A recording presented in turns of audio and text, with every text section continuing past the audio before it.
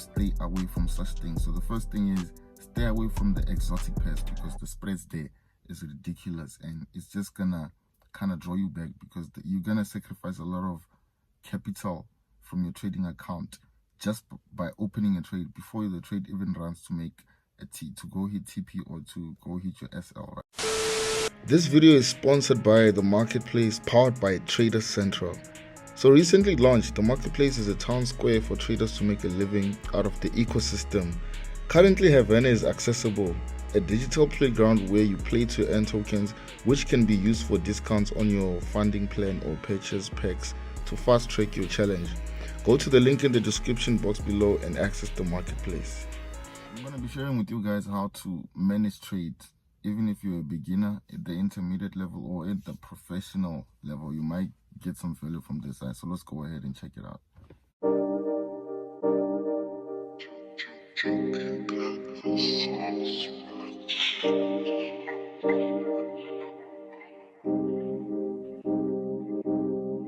Yo, what's up, ladies and gentlemen? Welcome back to Vussy Supreme Traders. Listen, this video is not going to be the long one. This is going to be straight to the point type of videos. As you guys can see, it's a Monday morning right now, you feel me?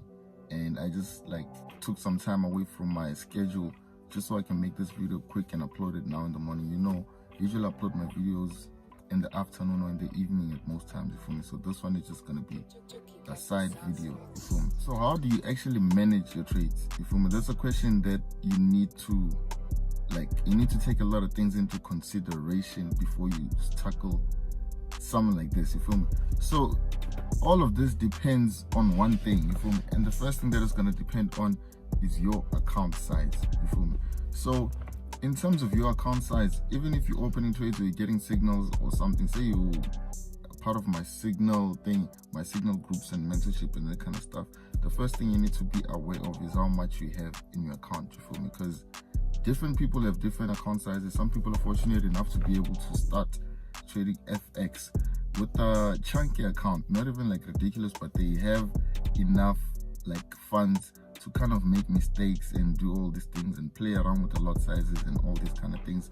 But a lot that isn't the case for everyone, you feel me? A lot of people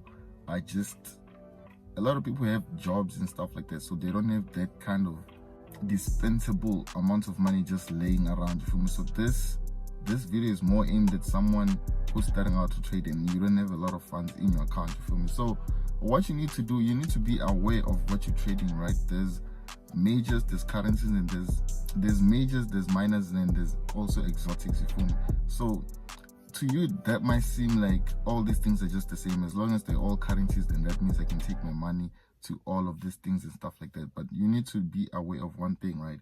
And one thing I always tell beginners is, as far as the exotic pairs go, you need to kind of steer away from those type of things, because one thing you may not know, you may not even understand, is when it comes to the exotic pairs, there's a lot of spread in those currencies, you feel me? So you might find that trading the major, say for example Euro, USD, you might find that the spread is only 16 pips at the most. It just depends on the brokers, but usually it's not more than about 20 something pips and stuff like that. But if you go to stuff like the USD ZARs, the USD MXN, these are currencies you might not be aware of. But the USD ZAR, I feel like it's a little bit known because of where we are. We're in South Africa, so obviously we need to be aware of what's going on with the USD ZAR. So you might be familiar with the USD ZAR, but as far as all these other pairs goes, the USDs against the Russian pairs and stuff like that, you feel me? You'll realize when you open a trade, the starting loss, just because every trade that you open is going to start at a loss, which is the spread. That amount goes to the broker. So with the exotic pairs, the spreads tend to be a lot higher. You might find that a USD against the ruby, it might be 100 and something. Sometimes it's 1,000 pip spread, you feel me? So if you open that in a ridiculous lot size, you find that your trade, say for example, I like to trade with a 0.50 lot size, so half a lot. So if I go to some of the exotics and I open with that kind of lot size, you'll find that my trade will start at minus 30 something USD, you feel me? That's before either I take a loss in that trade or I make profit in that trade. That's like the amount that's automatically taken away from the trade. You feel me? So you need to, like, as far as you only starting out to trade and stuff like that, you need to know to stay away from such things. So the first thing is stay away from the exotic pairs, because the spreads there is ridiculous and it's just gonna kind of draw you back, because you're gonna sacrifice a lot of capital from your trading account just by opening a trade before the trade even runs to make a T, to go hit TP or to go hit your SL, right? So the second thing, this one is not really for someone using signals, but this one is for the general trader. Like, you need to also implement your SLs and TPs. You feel me? The SLs and TPs, sometimes the TP is just there, so if this thing spikes, it's gonna hit your thing, it's gonna hit you or take profit. But the SL, a lot of people take that one for granted, and the SL is there so you don't lose more than what you're supposed to lose in a trade. You feel me? Damn, my lips are ashy. Yeah, now we're back to business, you feel me? Because as much as we're doing these videos, I also need you guys to subscribe. You're not gonna subscribe to what Forex Mentor with ashy lips on YouTube, bro. You feel me? But going back to the topic, always have your SL and TP. Some people prefer to leave the TP open and stuff like that, but it's fine. But always have your SL. That's gonna protect your account. And I feel like I shouldn't even be telling you this, bro, if you're trading, because that's like rule number one of trading, right? So the second thing is SLs. Always have your SLs. So the third thing I want to articulate to you guys is, even when you have TPs, right? A TP is there in the case that if you're not around the market, you'll know your profit is going to be secured should the price go and hit that level, right? But if you're not busy, if you like have time to check on your trades and stuff like that, always prioritize on profits, right? Meaning you don't necessarily have to wait to go and hit TP. If you feel like you are satisfied with the growth that you've made on this particular trade, right, you can close it before the trade hits TP. It's not all the time that you have to wait until a trade hits TP. I myself, from my own personal experience, I don't always wait for a trade to go and hit TP. I always close my trades when I have the time. Like when I'm not busy or doing anything, when my schedule is not tight, I make time to go and check on my trades and close out my trades before they hit TP and stuff like that. Because like I said, the lot size that I use, I'm able to notice the gains before the trade goes and hits the TP and stuff like that. You'll find that I've made a decent percentage gains just on a particular trade. And also I don't have to open a lot of like trades at the same time and let them run and stuff like that. Just one trade is enough, then I close it out and stuff like that, right? So going to the next point, we're going to talk about this thing of opening a lot of trades. Listen, bro, like this one is a lot hard for you guys to follow, because I can tell you from my own personal experience, I have a lot of people I'm mentoring who are still at a beginner level. They're not yet advanced, you feel me? They're only starting out, meaning also the capital isn't yet grown to a point where now they can afford to make these risks and stuff like that, you feel me? So the thing now becomes, I'll tell someone, yo, listen, don't take your money there, put your money here and stuff like that. And at the same time, say for example, I'll tell you, use 0.01 lot size, because your account only has about $50 in it. You feel me? That's not a lot to me. So, and I know how easy it is to lose that $50 if you don't know what you're doing. So I'll tell someone, use the 0.01 lot size, and that person will tell me, but then it's gonna be hard for me to double my account. But bro, there's nothing I can say to you like based on that response you just gave me, because you have only $50 in your account and you're expecting to flip 150 on a single signal that I'm gonna send out. And that kind of makes it impossible for me to help you, because already you are greedy before the trade, you feel me?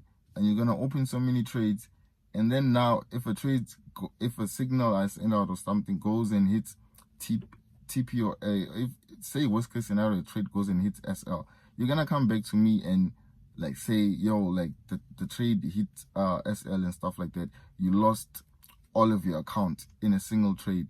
But I also opened the same trade, you feel me? I also opened the same trade. I'm not gonna send you a signal that I wouldn't also open on my own account. But it kind of makes it hard for me to do my job, because now you want to go against a certain thing, I'm telling you precisely, use a small lot size, because I know how much is in your account. But at the same time, you want to keep bumping up your lot size so your account can get to $500 and stuff. And you don't understand, this whole thing takes patience, you feel me?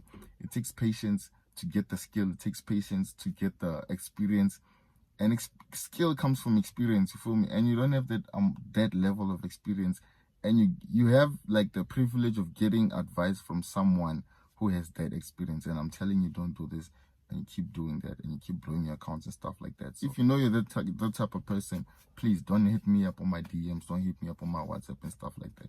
My DMs are not open to you, bro. You need to just do your own thing, and I need to just focus on the people that need to learn, right? I know that's kind of a little rant, but it's something that's been bothering me, and I felt like I need to address it on this video.